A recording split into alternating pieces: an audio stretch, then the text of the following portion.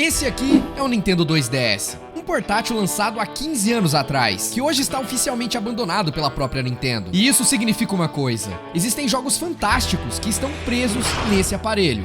Mas e quando a empresa abandona o console? Os jogos deveriam morrer junto com ele? Não. Pensando nisso, várias empresas chinesas começaram a fazer os seus próprios portáteis com duas telas que têm poder de sobra para rodar vários games antigos e de quebra poder jogar aqueles games que ainda estão presos no Nintendo DS e 3DS. Eu já até mostrei algum desses consoles aqui no canal, como foi o caso do Aya New Flip DS, que é literalmente um PC portátil. Ou então o Onyx Sugar, que você pode jogar tanto usando uma tela como duas. É o videogame mais bizarro que eu já vi na minha vida. Só que recentemente saiu um portátil que eu tô muito afim de testar, que é o YN Thor. Dá uma olhada pra isso, lembra demais um Nintendo 3DS. Ele tem algumas versões diferentes, mas a que realmente me interessa tem um processador Snapdragon 8 Gen 2 e 12 GB de RAM, o que é poder de sobra para fazer um estrago em jogos mobile e emuladores. Com ele, por exemplo, eu vou conseguir jogar de Super Nintendo a PlayStation 2 e, claro, 3DS. E se bobear até alguns jogos de PC.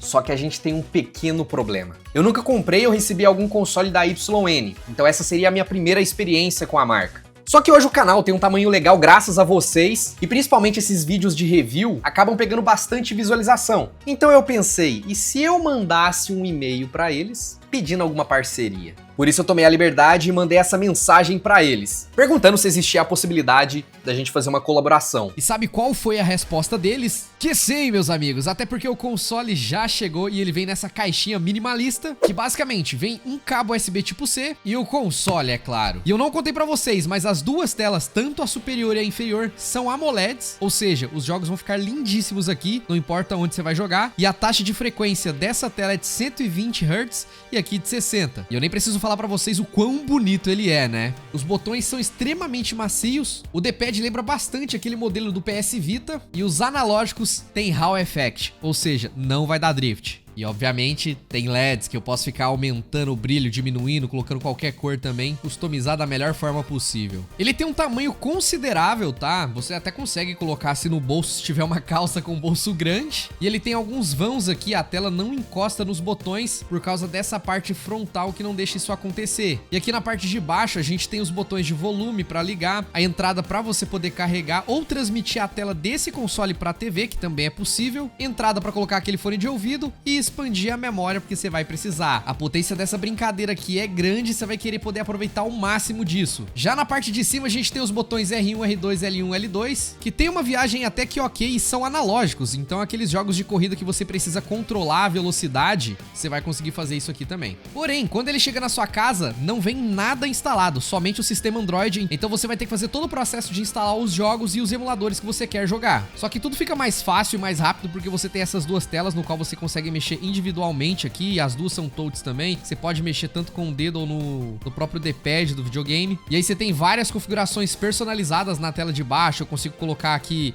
120 FPS ou 60 na tela, né, a frequência dele. Você consegue acompanhar várias outras coisas também, como temperatura, até porque ele tem uma ventoinha aqui atrás para ajudar a resfriar o processador. E eu já me adiantei e instalei vários emuladores pra gente poder jogar, como PlayStation 2, PSP, Game Hub com alguns jogos de PC, Nintendo DS e 3DS, que é o maior propósito desse console aqui. Você vai conseguir lotar isso aqui de jogo e ficar configurando também as capinhas pra deixar tudo mais organizado e bonitinho. Mas assim, a melhor parte desses consoles que rodam Android é que ao mesmo tempo que eu posso jogar clássicos que marcaram a minha infância, como Diablo 1, por exemplo, eu também posso me aventurar no que temos de mais novo com Diablo Immortal. E é surreal você olhar hoje e ver isso tudo rodando na palma da sua mão. Até porque Diablo Immortal carrega o clima sombrio que marcou a franquia ao longo desses 30 anos e traz uma experiência intensa com muita ação e profundidade no gameplay. Então não é só nostalgia. Aqui o combate é rápido, visceral, as builds realmente vai mudar o seu estilo de jogar. São diversas classes para você poder escolher, que tem uma progressão bem da hora, baseado nos loots que você pega enfrentando os inimigos. Mas assim, além do modo solo, se você é daqueles que gosta de jogar sozinho, dá pra você também entrar em clãs, participar de raids, enfrentar PVP e acompanha eventos constantes que sempre trazem novidades. E o melhor, Diablo Immortal é gratuito, tá sempre recebendo novos conteúdos e você não vai precisar de um aparelho desse aqui pra jogar, porque ele roda no seu celular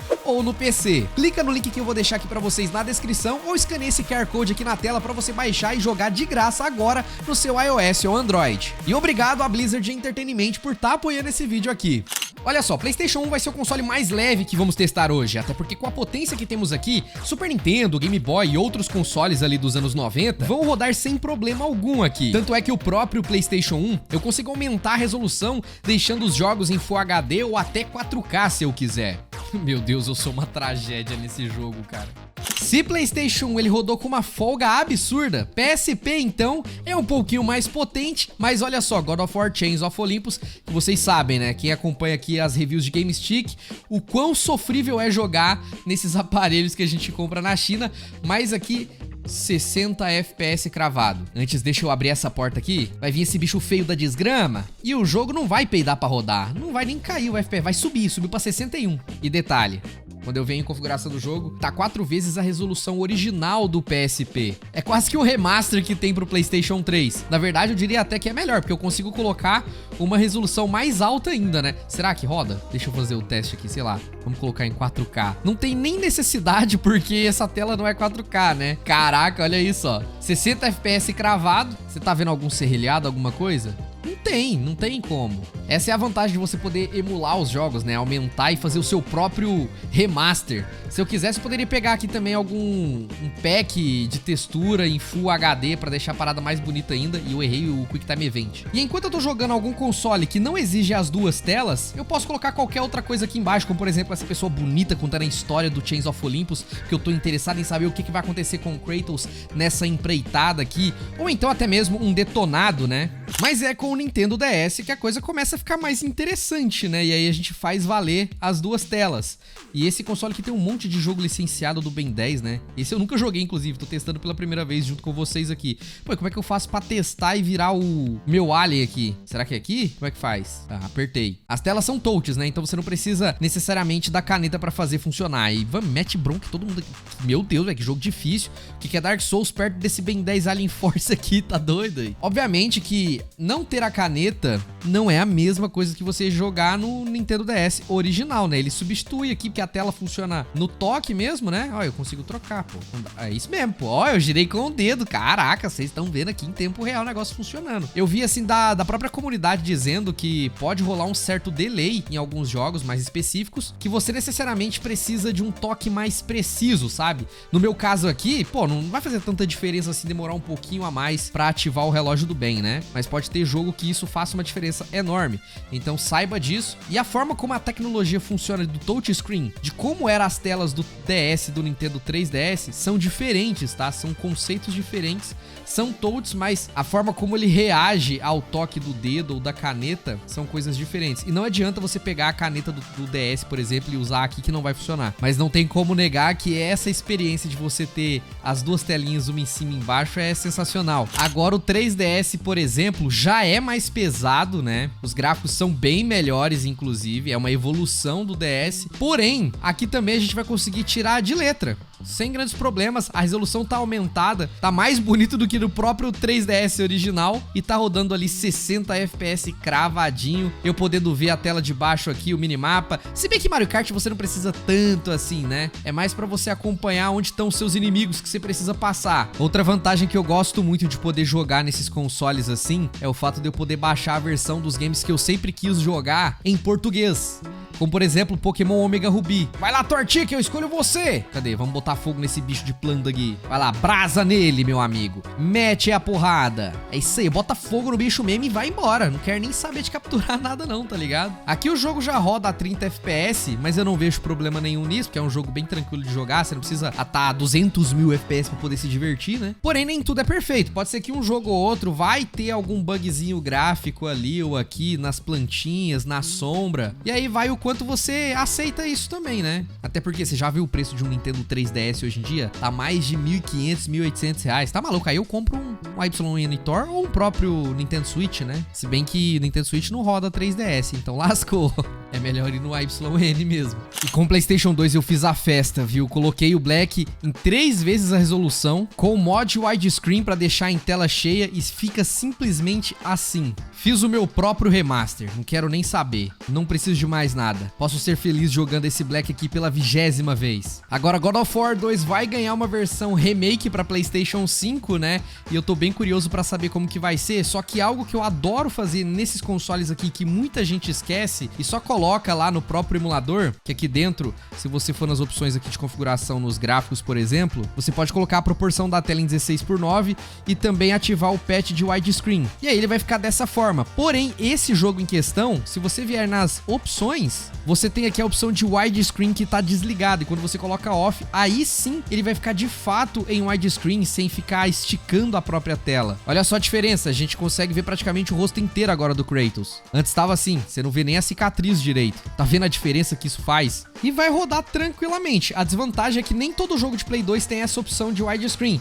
Existem alguns games, como o Gran Turismo 4, o Crash Team Insanity também tem essa possibilidade, e aí você consegue aproveitar ao máximo nesses consoles junto do emulador, aumentando a resolução do jogo, deixando em realmente Full HD, sem esticar a imagem, sem deixar os personagens desconfigurados, né, em proporções erradas. E aqui, meu amigo, é 60 FPS cravado. E aí a fluidez aqui é absurda, galera. Se tem uma coisa que tá evoluindo junto desses consoles chineses, é esse emulador de PC pra Android, que a cada dia que passa eu fico mais assustado. Desde aquela época que eu mostrei pra vocês rodando GTA V no meu celular, agora o Game Hub, que é o responsável por você conseguir baixar os próprios jogos da Steam, então eu não tenho que fazer maracutaia nenhuma aqui, vários games passaram a rodar, e um deles é o Dark Souls Remaster. Ah, eu não tinha mostrado com detalhes, mas a gente tem uma função que eu consigo aumentar um pouco a performance dele, até pra ou gastar mais bateria pra conseguir rodar jogos mais pesados ou economizar bateria, né? Então a gente tem 3 opções aqui, que é o Standard, Perform,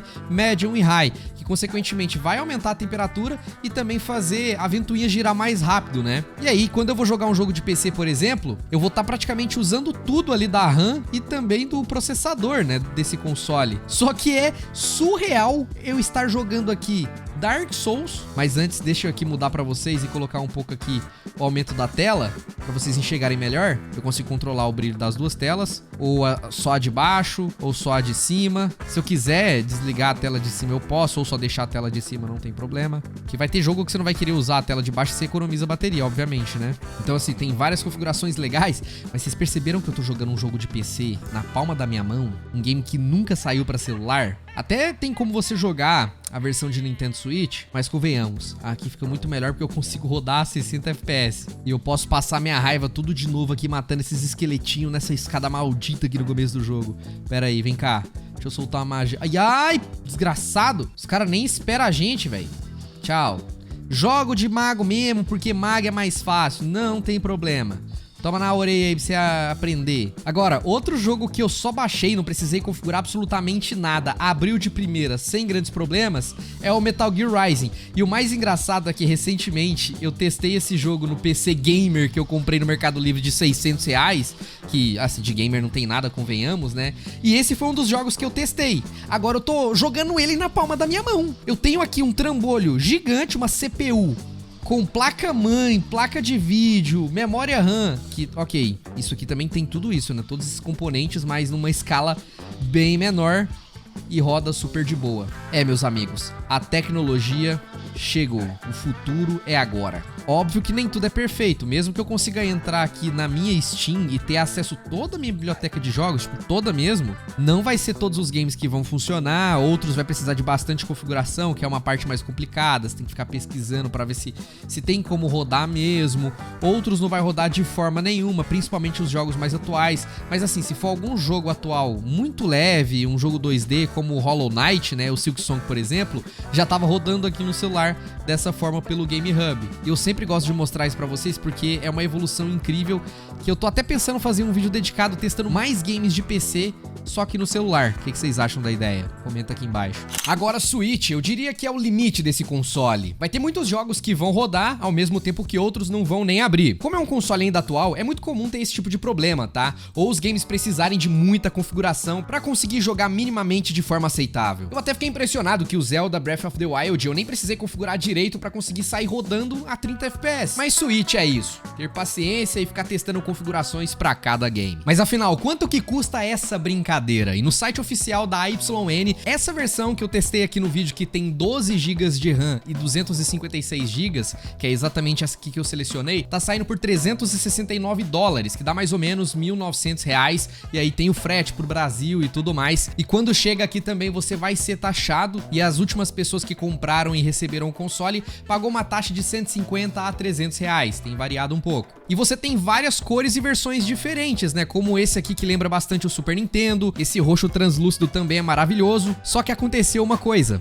Assim que eu recebi o meu console, eles pararam de enviar pro Brasil, por conta do remessa conforme. Então eles estão estudando alguma forma de voltar a enviar pro país. De qualquer forma, eu vou deixar o link oficial do site aqui pra vocês na descrição, pra irem acompanhando. Mas ó, presta atenção, tem um modelo aqui que é bem mais barato, que é o AYN Thor Lite, de 8 GB de RAM e 128 GB de armazenamento por $249, só que o processador dele é bem mais fraco, é um Snapdragon 865, que é utilizado em outros consoles e celulares mais antigos também, então fica esperto em relação a isso. Eu acho que a melhor opção é o de 12 GB, você fica bem servido. Mas no final, considerando tudo isso, eu acho que é um dos melhores consoles portáteis com sistema Android que eu já testei. Roda muita coisa, mas muita coisa mesmo, e 3DS aqui, ó, é uma delícia. Mas me conta aqui nos comentários, o que você achou desse console? Teria um? Comenta aí. Não esquece do seu joinha também, inscreva-se no canal. Ah, e não esquece de baixar o Diablo Immortal antes de fechar o vídeo.